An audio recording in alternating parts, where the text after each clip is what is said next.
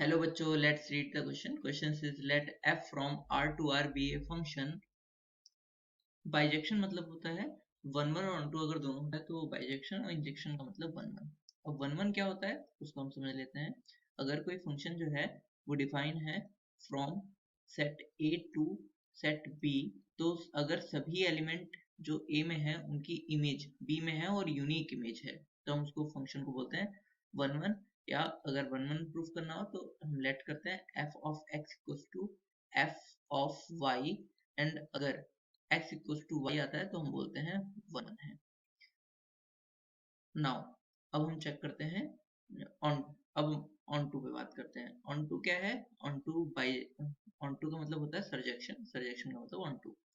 अब onto का मतलब कि अगर कोई फंक्शन है जो एफ ए से बी पर डिफाइन है तो बी में जितने भी एलिमेंट है उन सभी की इमेज प्री इमेज किसमें होनी चाहिए? ए में अगर होती है तो हम उसको बोलते हैं ऑन टू फंक्शन है. और ऑन टू फंक्शन होने पे जो रेंज होती है फंक्शन की, जो फंक्शन की रेंज होती है वो कोडोमेन के बराबर आ जाती है ना. अब हमें इस क्वेश्चन में चेक ये करना है कि वन वन ऑन टू है या नहीं है. तो पहले हम चेक कर लेते हैं, फिर पहले फंक्शन लिख लेते हैं. फंक्शन में मॉड एक्स है तो हम जानते हैं इसको. मॉड एक्स जो होता है वो जब एक्स जीरो से छोटा होता है तो माइनस एक्स होता है. तो यहाँ पर हम इसको डिफाइन कर लेते हैं e to the power minus x minus e to the power minus x upon e to the power x plus e to the power minus x when x is less than 0. और ये e to the power x होगा mod x, और बाकी के term ऐसे रहेंगे जब when x is greater than equals to 0. अब ये तो देखो, अगर इस ऊपर वाले टर्म को देखो तो ये तो प्लस माइनस है तो ये कट के जीरो हो जाएगा, ऊपर वाला टर्म तो जीरो बचेगा. नाउ इस फंक्शन को चेक कर लेते हैं कि ये फंक्शन वन वन है या नहीं है. तो सबसे पहले वन वन चेक करते हैं. तो वन वन चेक करने के लिए हमें ये पता है कि जीरो से सभी एलिमेंट, जीरो से जितने भी नीचे एलिमेंट है डोमेन में उन सभी के लिए क्या है, इसकी वैल्यू जीरो है. तो इसका मतलब अगर मैं f of minus two equals to f of minus three करूंगा तो ये तो जीरो के इक्वल है, क्वेश्चन में गिवन है क्योंकि. But minus two does not equals to minus three. So इसका मतलब ये इम्प्लाइज करता है कि जो f है वो वन वन नहीं है, is not one one. Now onto check कर लेते हैं. तो ऑन टू चेक करने के लिए हम क्या करते हैं कि इसकी रेंज फाइंड करते हैं.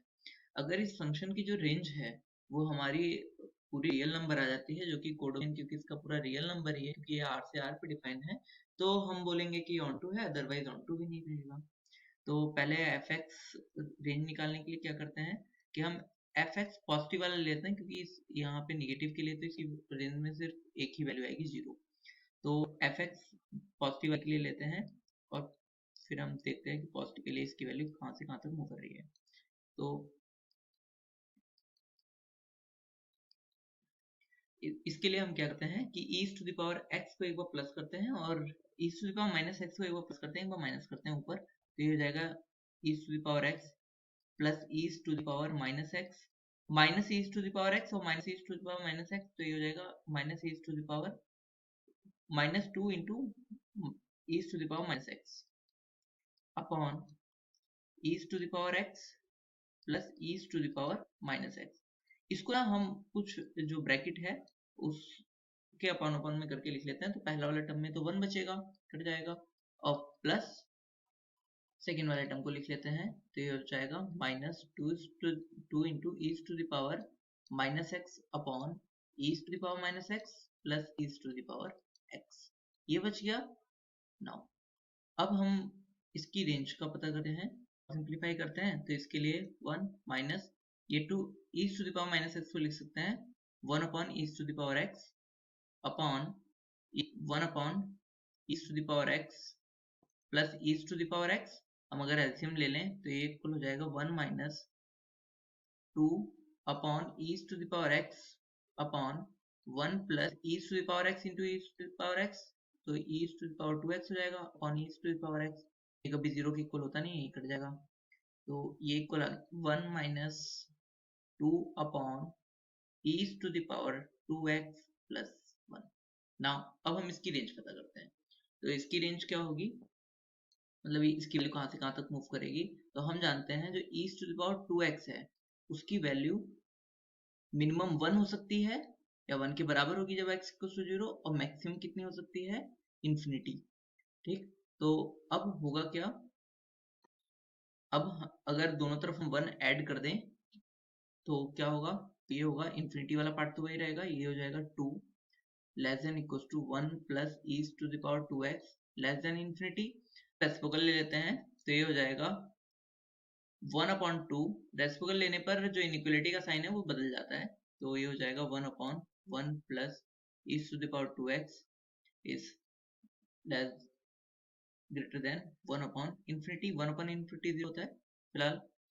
अब हम पूरे इनइक्वलिटी में 2 से मल्टीप्लाई कर लेते हैं तो ये हो जाएगा 1 greater than equal to 2 upon 1 plus e to the power 2x, और ये तो 0 है तो 0 में अगर 2 से मल्टीप्लाई करें तो 0 ही रहेगा। तो इसका मतलब इसकी जो वैल्यू है वो किसके बीच में मूव कर रही है, ये 0 से 1 के बीच में ही रहेगी इसकी वैल्यू।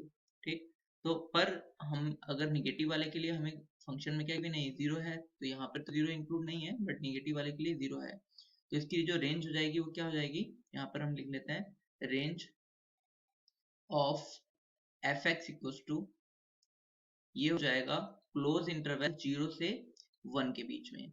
ठीक, जो कि सेट ऑफ रियल नंबर के इक्वल नहीं है, तो इसके वजह से ये क्या हो गया, मतलब कोडोमेन जो है रेंज के इक्वल नहीं है। तो इसका मतलब ये हो गया कि ये जो फंक्शन है वो ऑन टू ही नहीं है। सो करेक्ट ऑप्शन कौन सा हो गया, D, F is neither an injection nor a surjection. ना ही वो 1 1 है ना ही ऑन टू है। इंजेक्शन का मतलब 1 1 और सर्जेक्शन का मतलब ऑन टू होता है।